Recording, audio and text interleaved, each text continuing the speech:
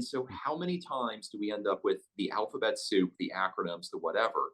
And by context, you can very, very quickly figure out what's going on as long as Mm. you speak enough of that language.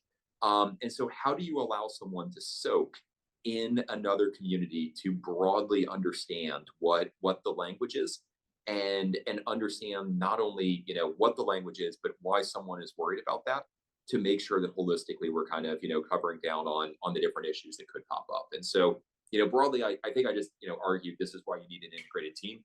Mhm. But you also need people that can go back and articulate, hey, these were the values, this is the reason that this was the decision that came back down. Let me put it in context, that inside of that group of 20 in the tribe, everyone goes, oh, I understand the logic, right? And so what am I doing in my day job right now is we're shaping our IRAD plan, and we're figuring out what to do with a substantial level of investment to build the Mhm. innovative next round of things that are needed. If I start talking beeps and squeaks to finance, it their eyes glaze Right, over and they're right. like, I don't know why I needed to know that. I don't know why I care.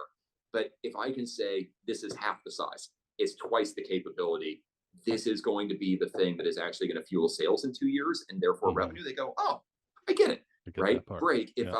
I go and I talk to engineers and I go, and the business model innovation that you brought to bear on this and the margin profile, they're like, the technology is kind of cool too, right? Yeah.